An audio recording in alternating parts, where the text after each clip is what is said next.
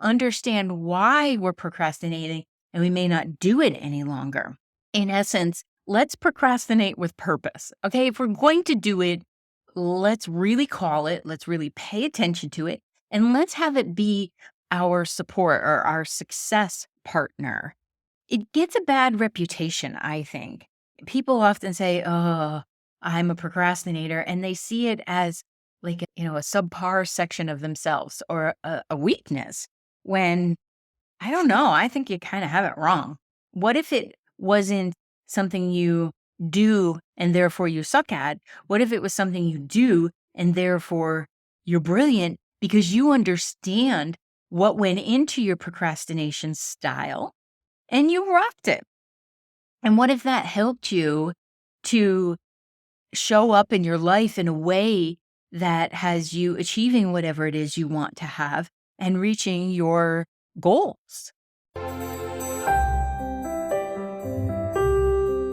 Hi, I'm Vicki Baird, and I have created my successful business by helping other people become successful in their own lives. This podcast, Intuition, Your Success Compass, is the tool you've been looking for to find your due north.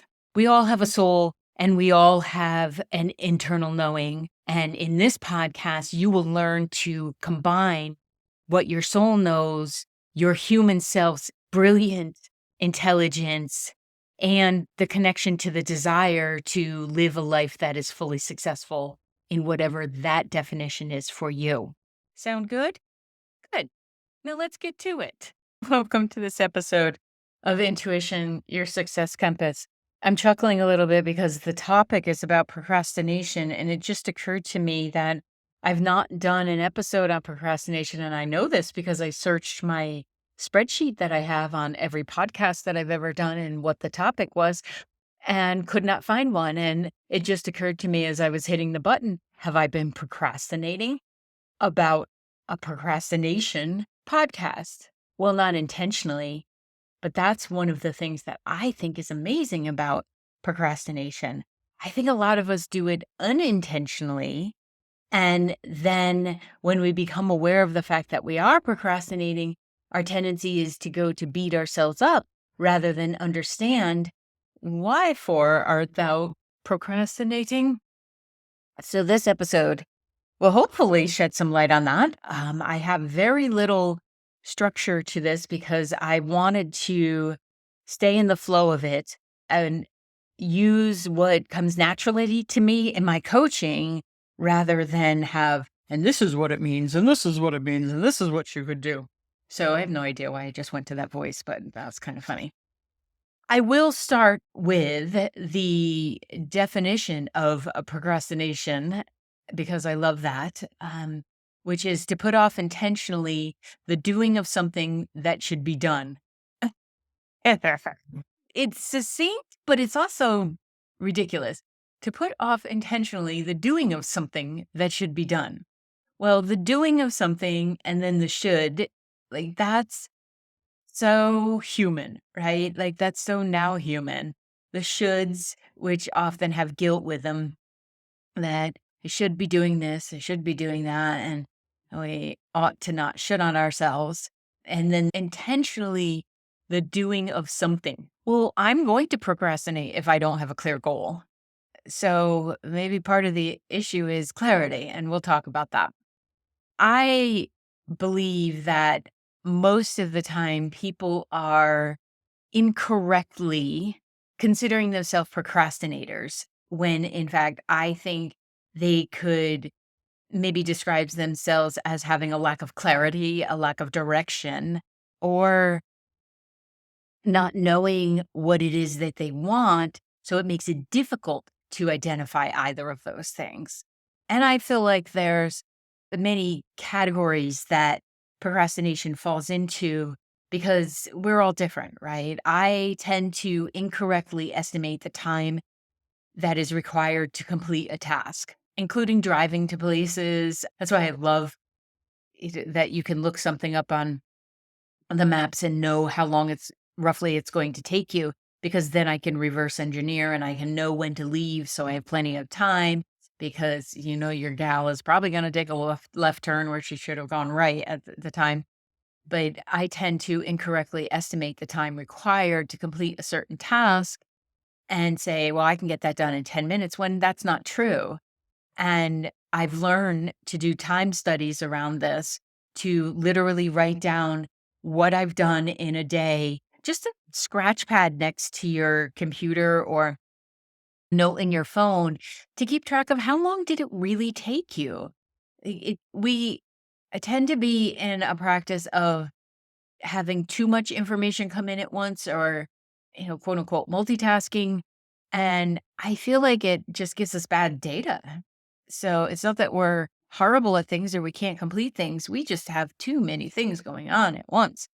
And then the idea that this is only going to take me 10 minutes, when in fact, if you did a time study on it, you would find that it takes you 30 minutes. And then you're not a slacker, or you didn't, you know, scroll for 20 minutes. It honestly took you that long.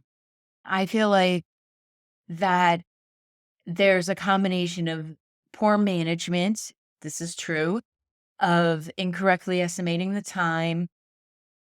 And I also think that there's some magic in waiting for the right time, or the inspiration, or, yeah, even the motivation, because sometimes we do need that thing to kick us in the choochie boomy to get going. It was fascinating to me that I had not done a podcast of this specific title. It's probably in amongst some others, but I thought it was timely because as I go to record this today, I had created a social media post over a month ago that talked about how to manage procrastination, and that we should break things down into smaller tasks. Yes, I believe that. Set deadlines. Absolutely believe that. Eliminate distractions of the utmost importance. Visualize the end result. Yep, that helps. Reward yourself for the progress. We do nothing without a happy dance, remember? And use positive affirmations and accountability tools. Positive affirmations, if you believe them, and accountability tools, tracking device, that to-do list, things of that nature. So that post came up today as I'm about to record this podcast on procrastination. And I just love this universe. I love the synchronicity that happens even when I'm not aware of where I've been in the last month, because we are in a very fast moving thing, which is why I feel like it's even more important to become more organized, to have a better sense of what it is we want in life so we can eliminate the things that are no longer serving. And that's part of this procrastination chat that we are about to have, because we can continue to beat ourselves up, or you can continue to beat yourself up for what you haven't accomplished, or you can get focused and you can use your skills and the technology we have and your own intuition to guide you to that success. And when I'm talking about this podcast, I can't do everybody's way of being. That's just not possible. So I'm going to ask you to understand that if there are skill sets on board, such as attention diversity or an inability to focus because you didn't eat today, like, can you just take all that into consideration? I'm going to talk to you as if you know yourself well enough to know where some of these most common characteristics show up, and that it's not a one size fits all. And I'm just going to go with that little caveat because I can't cover everybody's way of being. I'm not a cookie cutter coach. However, in this episode, I'm going to cover what I see most in coaching and in myself as my human self, because procrastinate, yes, I can do it. I love that the word starts with pro. Okay, so to me, that means we can become really good at something, or it can mean it can be in support of us, right? We're procrastinating. I can justify anything, but I do love the fact that we can take some of the pain out of it, some of the self judgment out of it, and have it be a tool that works for us. Now, the easiest thing to go to would be to say, okay, one of the ways you deal with procrastination is do it now. Like, just do it this minute. I had the fortunate experience to work with someone when I was in my very early 20s who told me to touch a piece of paper once. Now, that's not entirely possible in some circumstances, and I get that. But that has stuck with me in all the times that I've had conversations with myself about, okay, how can you change this procrastination or putting off or avoiding that you've got going on? I always hear his voice in my head of just touch the paper once, Vicky. And that comes into play a lot in my life because I actually attracted a partner who does this. Like, not just the piece of paper, and he has his own stuff that he puts off too, but I see on a daily basis, if there's something that needs to be done, he goes ahead and does it. Now, sometimes this gets in the way of the other things we had planned, and we have to find the middle ground, right? But there isn't a piece of paper that's left out here that doesn't have a specific purpose. There isn't a recycling bin that gets overfilled. The dishes are done every day. The kitchen is always clean at the end of the day. Combination, because why don't guys wipe down the counters? Guys, wipe down the counters. That's part of doing dishes. But I've witnessed this, especially since we've been living together for about a year and a half now. And I've taken that into my own way of being because I could leave a coat on the back of a chair and it doesn't faze me. It honestly does not bother me until the time that it does, and then I'll put it away. But I have emulated Mike's practices of hanging the coat up immediately, putting the shoes where they belong. Everything has a spot, including the rubber bands and everything is where you can find it. Now, I was already a really organized person. This has taken me to another level of appreciation of that organization and clean spaces, and everything's just taken care of. And I love that because that takes the stress out of, oh, I have to get to that. I have to get to that, which is what my brain used to do a lot. Now, I'd say probably about 25% still there, where I will run the to-do list in my head. But if you create systems to help you, I'm not saying you have to go out and buy all new organizational stuff for your closets, but it helps putting a little bit of effort in ahead of time. A couple months ago, I made the decision that I was going to use the 32-ounce mason jars for everything. First of all, they're inexpensive. Second of all, they will keep strawberries for 2 weeks. I don't know if you know this or not, but put your strawberries in a mason jar in the fridge and they don't go bad within the next day or so. And they're just uniformly beautiful. And I started doing it, and that has made my shopping easier. It's made my cooking easier.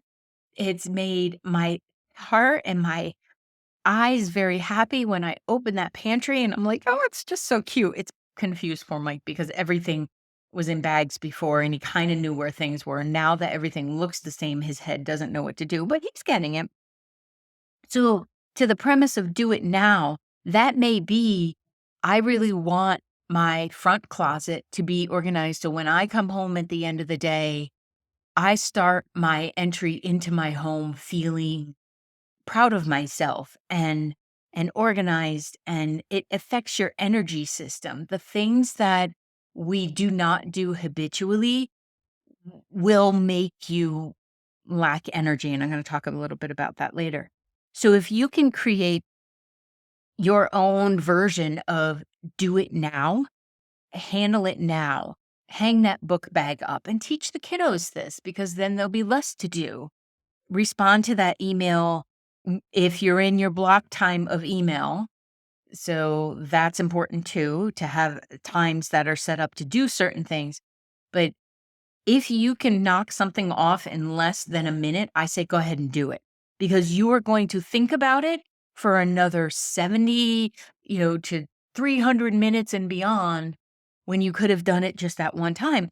And what I see happen with people is when they're stepping over that line of not doing it right now, but putting it off, you will also beat yourself up that many times. And you may not be doing it consciously, but I promise you it's going on in there.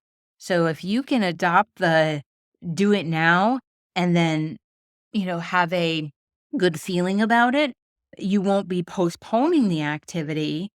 You get it done and you won't have to handle it another day, or worse yet, forget about it. I need to adopt this with birthdays. I remember them days and weeks in advance, but think, well, if I wish them ahead of time, that's weird, right? But I don't remember it on the day. So now what I've done, as soon as I think about it, it goes on my calendar so that it shows up that morning. So then I can either shoot off a voicemail or a text or whatever is going to work for the relationship.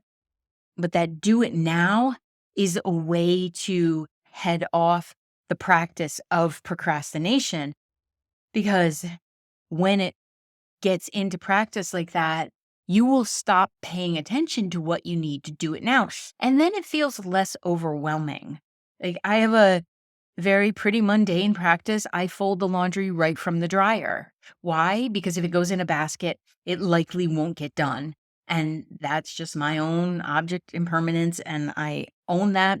And I'll think about it for another week or so and then finally get it put. I only have one laundry basket because my theory is if I have more laundry baskets, I will just put that off. So I have one laundry basket. And when it gets too full, and I have to do the laundry, and I love doing laundry, but these are some of the things that can occupy our brains that are just everyday things about life. I mean, you want to smell good, you want to have clean clothes. Are you fortunate enough to have laundry facilities? Do it now. Just do it now. Fold it right out of the dryer. It's up to you when you put it away. I'm not going to be that taskmaster. So I feel like procrastination is often a sign of not loving oneself too, or respecting one's space. If you respect your space and you think of it as an energy environment, your home is its own energy environment, your office is its own energy environment. If you're not honoring that space, how do you expect to create the life that you would love to live in success?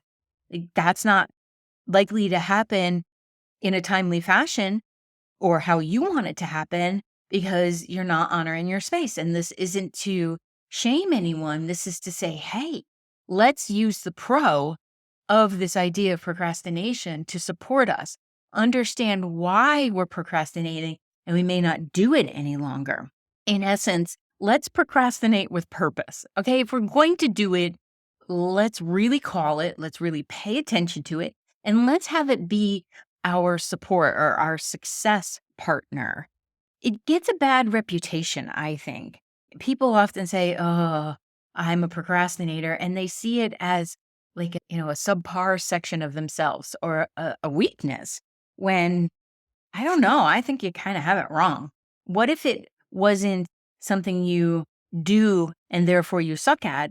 What if it was something you do and therefore you're brilliant because you understand what went into your procrastination style and you rocked it? And what if that helped you to show up in your life in a way that has you achieving whatever it is you want to have and reaching your goals? I feel like it all gets called one thing, and it's like this big pile of poo that is procrastination. And there are a lot of different reasons why, or habits that we get into. And I find a lot of them have to do with avoiding. That, I will say, tends to be the common denominator. But sometimes there are others, and I'm going to share them with you rather than just name them up front. But once you figure out the why, it's like Simon Sinek's book, Know the Why. Once you figure out the why you're procrastinating, it really does get easier because you begin to appreciate your mechanisms and why you might do something. And then we get to the procrastinating. Maybe procrastinate because you don't know how to do something. Maybe you are putting something off because you don't know how to handle it. This actually happened with a friend of mine in the work environment. And he was like, I just don't know what to do. And I said, well, why don't we talk about that if you don't mind? I don't want to coach my friends unless they ask for the help. I said, if you don't mind, we can talk about it and maybe I can help you with some ideas of how to handle it. And it was a personnel issue. So that's tricky. There are laws and there are things that you have to follow. And I am no HR specialist, but I know people and I know how to navigate tricky situations. Maybe you don't know how to handle something, so you need to talk to someone who does, or you need to do a little bit of research. And maybe the information isn't there that you need just yet. And you're procrastinating out of a certain ignorance, like meaning you just don't know. You're not being ignorant consciously. You just don't know. And that's okay. Maybe you need some training in it. I had a client who was postponing, procrastinating, doing social media. And I said to her, what is really the issue here? And it wasn't so much coming up with the content. She had, what did we determine? It was somewhere around 53 or 54 ideas. Ideas. Like I was blown away by that. I'm like, you rock. You rock. That's my hard part. Coming up with the ideas. But she didn't know how to get it to the platforms without spending all day on the platform, and I'm like, "Oh, I have got you covered here." So, once we did that, I even got on her systems and showed her how easy it was. We recorded screens so she could follow it later, and I then said to her, "How do you feel now?" And she's like, "I feel empowered." I said, "You just didn't know." And she was beating herself up and saying, I just stink at this and I'm never going to get this social media stuff. That wasn't the case. She just needed the bridge in order to get there. So maybe you're procrastinating something because you don't have the information and you need that person who has it or that manual or something. Often it's so much less expensive to hire someone who already knows what to do than it is to learn every aspect, especially when it comes to technology, because things are changing so fast. And along that line, maybe you're procrastinating because you can't find the time to do it. Maybe it's that you haven't looked at your own schedule enough to perhaps delegate, which is going to be another one of them, but and the task feels too big to do it, so you don't get started on anything and you don't carve out the time or the space or the clarity in order to take on that task, right? So again, client stories because they're brilliant and I have the best clients in the world and one who was interested in writing a book. Because we do this by Zoom, I just love him. Because we do it by Zoom, I could see his desk. And humor is a very big part of my coaching. And I said to him, sir, and he knows, like, anybody knows if I'm going to call you sir, I'm about to crack a joke or something, right? Or I'm asking you to really love yourself. It goes either way. But I said, sir, how the hell are you supposed to write a book when your desk looks like that? Now, I wasn't shaming him. He looked around, he paused, he looked around and he's like, oh. And I'm like, do you see the energy block here? There's an energy block here. So it wasn't about the time. When people say to me, I don't have the time, well, there are times in our life where that's true, but most of the time we're leaking time somewhere else and you can find it. So we didn't start with let's write a chapter. What we started, or even carving time out to think about the book, what we started with was, dude, you, you have to clear that desk off. So we decided that he's also like myself, where the afternoon is where he comes alive. So we set a goal of an hour in the afternoon was just about that desk, man. We just had to find the desk. That was the objective was find the desk. Then once he did that, he realized that he felt better, right? He got rid of one of those things that sucks the energy out of his life.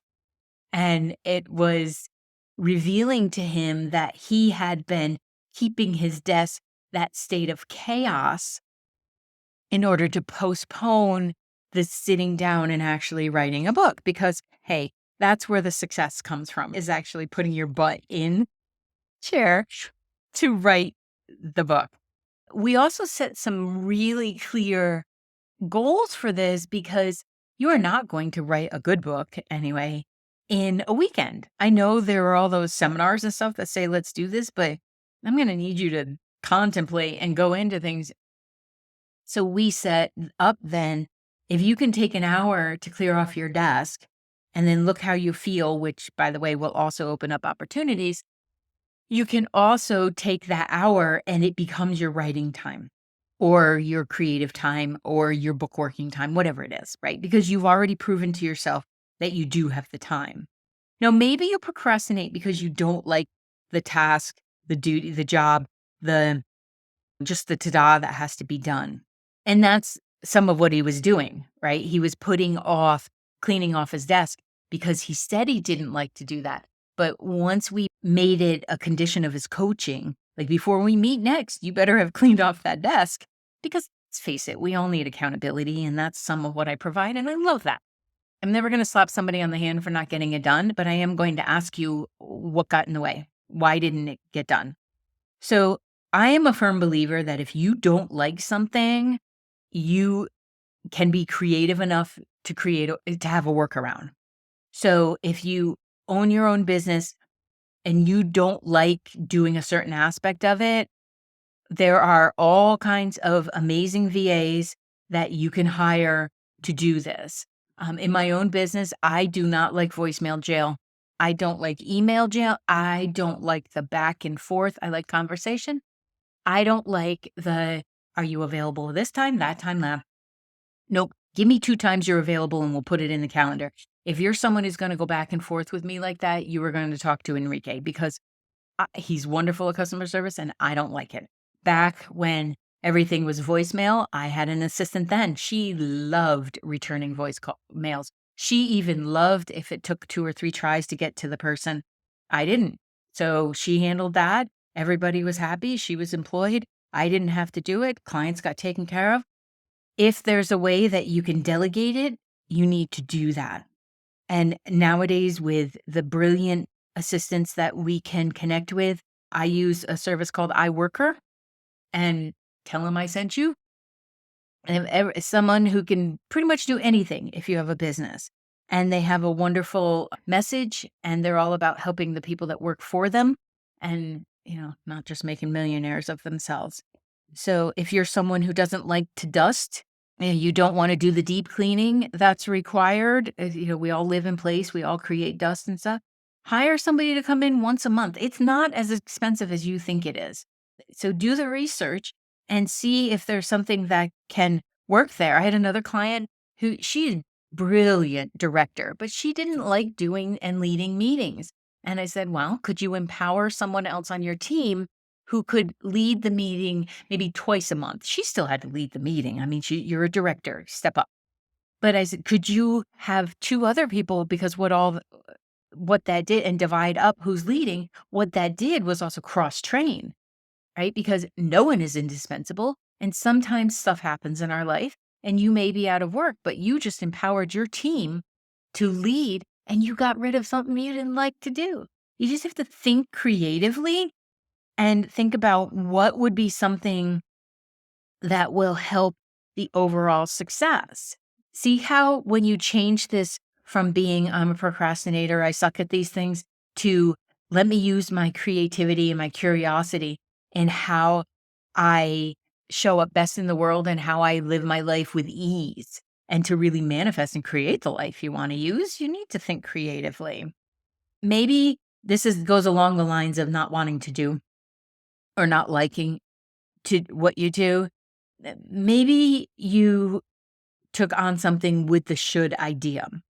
Maybe you decided to join something to better your life, cooking classes. Okay, I just booked another one this morning. I'm going to learn how to make pierogies. I've never had one, but my partner loves them. So we're going to take the class together and learn how to make pierogies.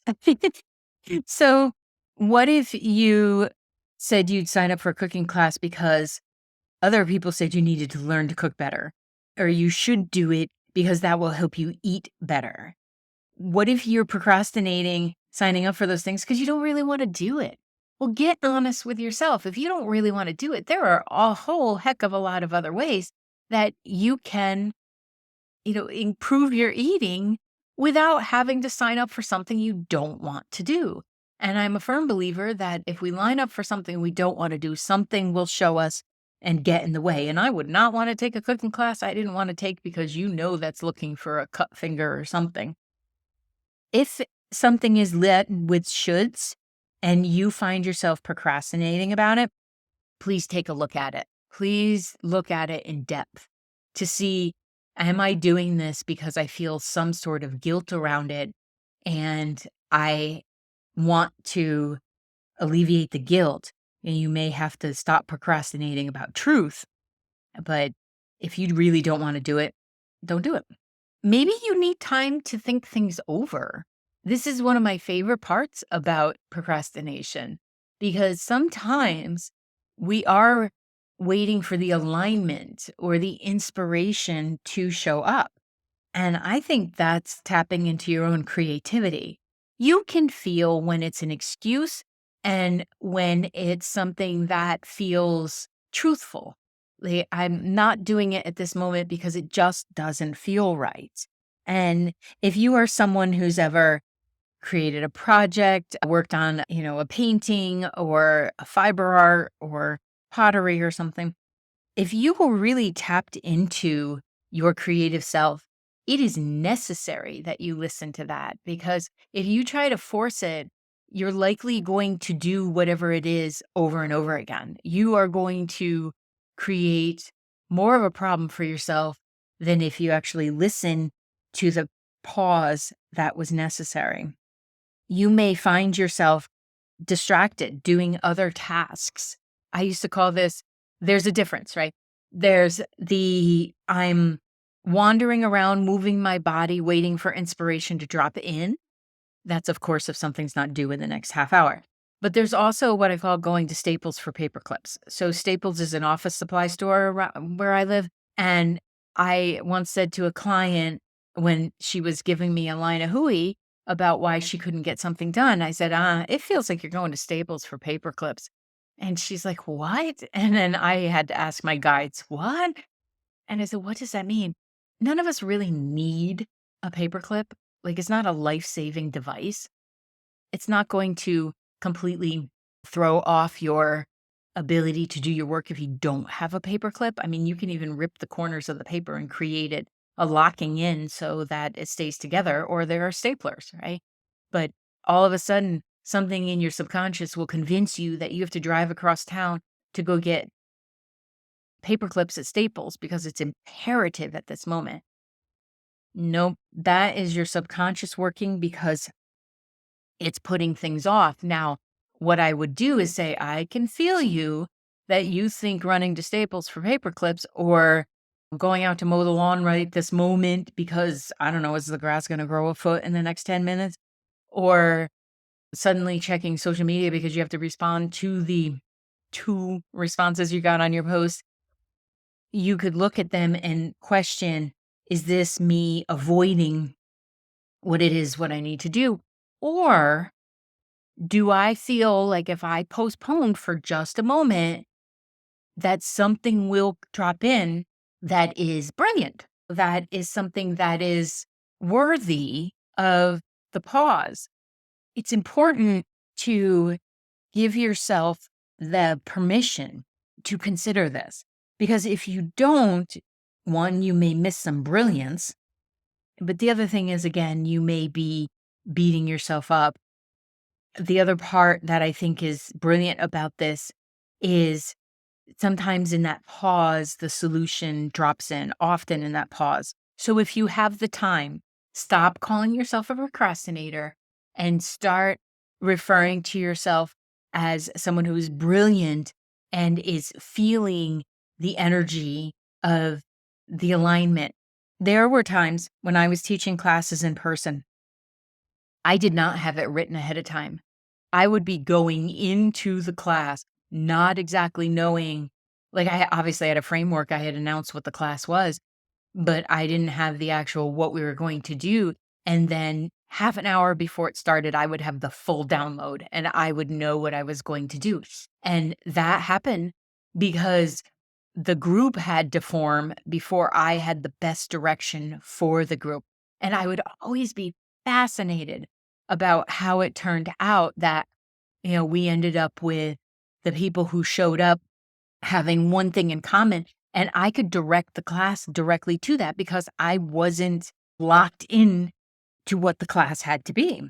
So sometimes that procrastination is there because we need time to think about things, to consider and to maybe mull them over. And perhaps you've also procrastinated because you feel stuck, like you just spinning your wheels and don't have momentum. And I find that often when this happens, there's a little bit of a knowing of what's to follow. And then there's some precognitive energy going on that is actually stopping you from getting started because it can feel the whole project.